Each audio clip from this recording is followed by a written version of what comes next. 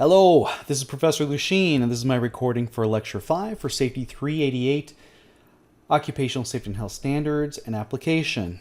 So in this video, in this lecture, I'm going to review two major documents provided through the OSHA website. One is more current, and that's the recommended practices for safety and health programs, and the other is something that's a little bit older, the Small Business Handbook, and I'm going to give my input on that. I would like you to look through these two documents, though I'm going to try to dissect it for you to make it even easier to go through. So I'd like to begin, though. This is lecture 5. So this is the final lecture from module 1. This course has been redesigned, and in a way, I've done it so that I could extend the course textbook out for 2 weeks, and that week 1 touched on major topics that we will revisit in module 2. So you're not expected to memorize, or you're only going to be able to see this stuff once, but rather I'm introducing things in a way so that next week you get even a deeper understanding of these topics, because they are important.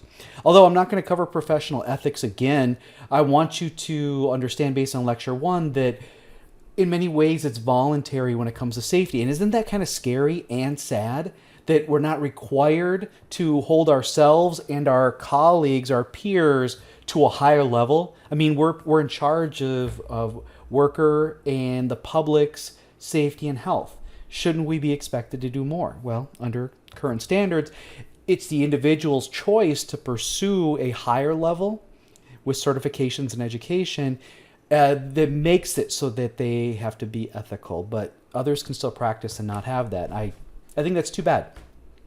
Covered the OSHA Act, but really focused on the General Duty Clause, which is Section 5. We did go over the employer's responsibilities and employee rights and how to find that on the OSHA website.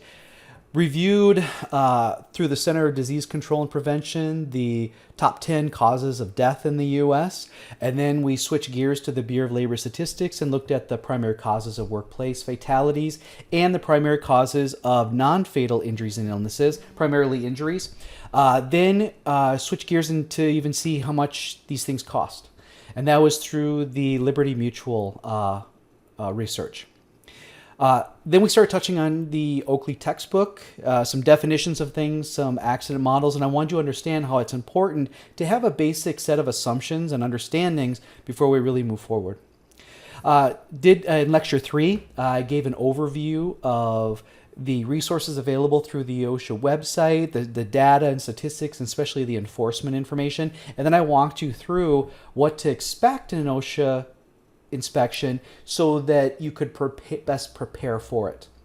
And then I also went over the field operations manual, not in depth, but sort of gave you an overview of it, and we'll dig into that a little bit next week. Then more from the textbook was the analytical approach to accident investigation, and in doing so, I talked a little bit about the first report of injury forms from both workers' compensation and OSHA, and then I reviewed the OSHA's record-keeping standard, just in a way that you do an analytical investigation to collect at least valid and reliable data to understand what had happened, so hopefully you can prevent it from happening again. And that's basically lectures 1 through 4. So let's get into 5 here. So this is a fairly recent. It says October of 16. There is one for the construction industry. This one is dedicated to the general industry. I believe it's about 40 pages, and I think the construction is also 40 pages. And you can see they give you kind of a foreword and about what this is all about. This was made under the tenure of Dr. Michaels, and he came up in Lecture 3.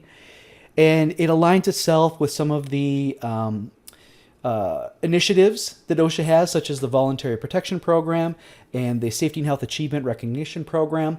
And what they're basically establishing is that companies who tend to have these characteristics in their safety programs, they tend to do better because these are sort of the award-winning?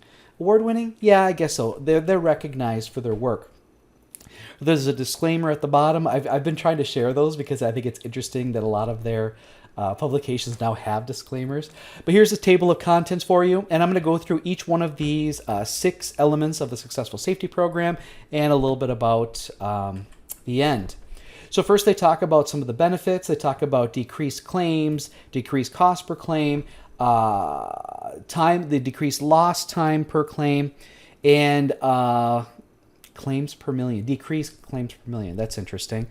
and all about the indirect to direct costs, things like that. Interestingly enough, I'm going to make an important comment on that when I get to the sixth element. They also say that a better safety program will have improvements in product, process, and service quality, better morale, improve employee recruiting and retention, and a more favorable image and reputation. I don't agree with that. I'm going to be honest with you. As a professional, what I've learned is these other things come from a different approach to one is having a workplace in which leadership takes more of a servant leadership approach. What that means is they don't like say, here are the rules, follow them or we'll punish you. Or walk around and look for people not following rules or messing up so you can punish them and point it out. And that the response to a failure is to blame and to try and fix or punish. That won't do it. You need to be... A leader should go out and want to understand how can we learn, how can we improve things and engage workers and trust them and give them the tools and techniques they need and then have them be innovative and figure out even better ways to do it and then share it with you so that everybody is more successful. And if somebody can be successful in their job, safe in their job, and elicit some satisfaction, that's a pretty good goal. But it doesn't all just come from this pursuit of safety. I think that communication and common understanding and just interrelationships in a workplace are primary. And then safety can get better, and it's not the other way around. The OSHA continuously tries to jump the shark and say that if you have safety, everything else is good. No, it's the other way around. The safety does not lead to the other, it leads the other way. That's why it's corollary, but they're inferring causality. Cannot do that. So they have this list of the 10 easiest things to get your program started. Set safety and health as a top priority. You can't just say it. You can't put up a banner and think anything's going to fix. You know that. You know, I could write on a piece of paper, I'm going to be rich, and put it on the fridge. It does nothing. It's just a sign. Lead by example. I do agree that, but if they don't know what that example is, how can you lead by it? Implement a reporting system. But if workers don't trust you or they fear a negative response, then they're not going to report anything. Provide training. But what kind of training? What is training? What does it mean? There's so much here. Conduct inspections. Yeah, I suppose. Collect hazard control ideas. I suppose. Implement hazard controls. Address emergencies. Seek input from workplace changes, and make improvements. So, thanks a lot. And then we've got the 6 here.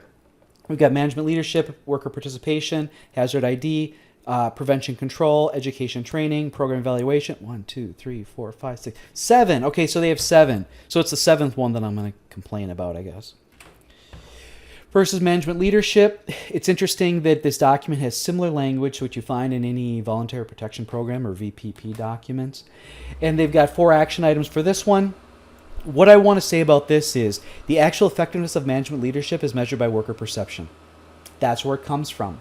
They can't claim that they're being excellent leaders or they're committed to safety. It's what the workers think of it. It's what they're seeing and feeling what really matters.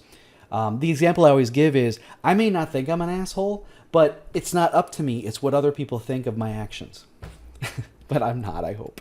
What does management demonstrate? How does management demonstrate concern and caring for workers? And in the workers, they're the ones who have to see it. So it's not about, I'm going to be committed. It's, are you demonstrating it day in and day out? Is management reliably committed to safety, even when other priorities are pushed forward? That's a big one. That, conditions have changed, so situationally now safety isn't important. Well, that really sends a really clear message to workers. It's like, well, okay, what is going to trump it next?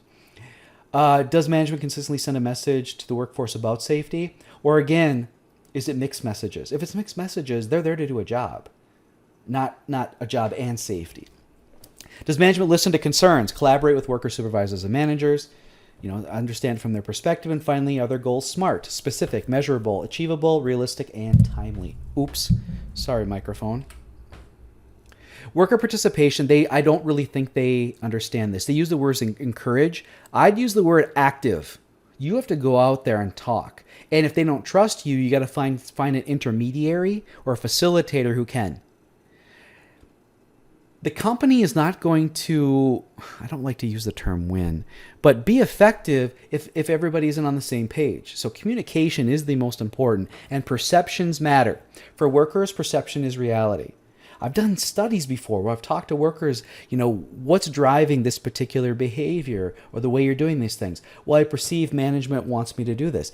And then you talk to management, and management's like, I never said that. It's not written down anywhere. That's not one of our goals or policies. So you got to understand how they're perceiving it, how they're understanding, how they're applying it to their daily work. Workers should be recognized and rewarded for reporting ideas or issues or solutions, whatever it might be. Workers, if they fear or don't trust management, they're not going to engage. And if they're forced to, it's going to be superficial. Open door policies do not work, especially in an environment in which workers don't trust management. Develop trusting relationships with workers should be number one here. Number two should be strive to improve worker satisfaction. Hazard identification assessment. This is pretty self-explanatory, though. Don't limit it to the visual hazard audits, which is exactly what an OSHA inspection is. You should engage other people's perception or their observations, their perceived risks. There should be some way to create continuous monitoring, and technology is a great way to do that, especially if the data can be transmitted to a database or a cloud so it can be analyzed. Risk is a great way to prioritize or possibly track improvements over time, but I really think that every reported issue deserves its own individual consideration, and I put research-like approach. That's to really understand. Hazard prevention, companies tend to rely on PPE too much, personal protective equipment, because it's the least expensive, and it's like, oh, you can see it. Some of my best safety work has gone into the redesigning of jobs. Redesigning of the job or the communication process, how things are monitored or measured or just defined. And by changing that, it allows safety to have either more attention or better connected to the work itself. Training and education is really important because adult learners want to be engaged in the process and not just be kind of like forced to try to memorize something. Safety is an attribute of work. Therefore, the training should be built around all of the work you do to try to understand how it applies to an individual's job. And it should be integrated into that and not some add-on. That's what PPE usually is, an add-on. Or say, yeah, this is dangerous, don't put your hand in there. Well, that's putting it up to the worker to do everything. If you're a safety professional, you should be integrating it into the work. So it's very easy. It's seamless, I guess is a proper word. Safety training should be applied hands-on if possible. Just show them what they need. And actually, what I didn't put on here is that supervisors should get separate training than workers because they're not exactly doing it, but they have to observe it. So they need to know how to observe and how to intercede or to improve or to report back when they just aren't seeing something that they want to see. Make it short and simple. Sometimes people, let's go train for 8 hours. No. Go out to their work environment, make it short and quick. It's better to do more of it over a longer period of time than try to just jam it all into one excruciatingly boring one-day session or 2-hour session, whatever it might be, and have learning objectives. What do they really need to walk away with, and then measure that to make sure they have it. The program evaluation, OSHA really relies on their OSHA record keeping and their incidence rates. Don't use that. It's a bad measure because there is so much underreporting and underrecording. BLS data is really ill interpreted and ill reported. I'd say at this point, that's why I put it on here. I don't know if I'd follow this one. I think there are better ways. I think there are more innovative ways to measure and improve a safety program. So this one is about interacting with contractors and staffing agencies. So temp worker safety is a big issue. It really is. Not all companies use it though. And not all companies have contractors on site all the time, but some do. You should have communication and collaboration here with them. But I don't think this should have just fallen into the 7th. Sorry, I can't count. Medical case management, number one way to save money. And you can definitively show how much money has been saved by having case managers, which typically are experienced nurses or occupational therapists, possibly physical therapists, they work with the people who have been injured to make sure that they're getting all the care they need, they're getting all their questions answered, and then you should have an active return to work program to bring back work as soon as they have just physical limitations and give them things to do so they're back in the workplace. And especially if it's someone who did not believe in safety before, but now they got hurt, they're a convert. Bring them in and help you review training or do audits or whatever it is until they physically recovered and can return to their other job. So, and also because it's so close to the idea of saving money, if you can keep people out of work, if you can reduce the amount of work comp claims, you're also reducing the indirect costs. It's such a win-win-win when you have a very active medical case management. All right, I'm going to shift gears here. I didn't think I was going to be talking for this long. But I'm going to go really quickly through the Small Business Handbook. Most importantly, I want to get to the self-inspection. This kind of caught me off guard. I've looked through this, but I didn't really focus on it until I was preparing for this particular lecture. So look at all this. There's a lot of individual safety-related items that they've pointed out here, and they provide a lot of sources, not a lot of upfront information, because I'm going to go through it pretty quick here. So they talk about profit and loss statement. Nothing about medical management, though, in early return to work. It's kind of like, if people don't get hurt, you're going to save money. Is that really all you're really going to give them? In my opinion, small employers and part-time safety folks, those who their primary role is not safety, need the most amount of assistance. And to throw this document at them, I can't imagine the anxiety and stress that must come out of this. That it's like, what? This is so much. I don't get it. So this document is too confusing. I wouldn't actually... I've given this to people. I feel bad now because unless you have a background in safety, this stuff doesn't really make that much sense. I think it more or less confuses. And in the next module, I'm actually going to share some of the work that I've done in consulting. And this is with local companies who have already approved that I can share that work with you. And I'll show you what you need to do to really begin the journey of developing a safety program. It's not a one-stop build and you're done. It's something you do over time. So they try to give you other motivating factors for developing or starting a safety program. Number one should be get a safety professional or a safety consultant. Let them go through the inertia of evaluating the workplace and figuring out where to begin. Because I feel so bad for someone who doesn't have a background in safety to pick this up and then try to figure it out and then apply it to their workplace. It would be very confusing and it wouldn't work. So they've got this this is kind of freaky. They've got an extensive self-inspection checklist. I'm going to show you a partial list in a moment. And it starts here with employee posting. There are 22 pages, 41 topics, 563 checkboxes. 563.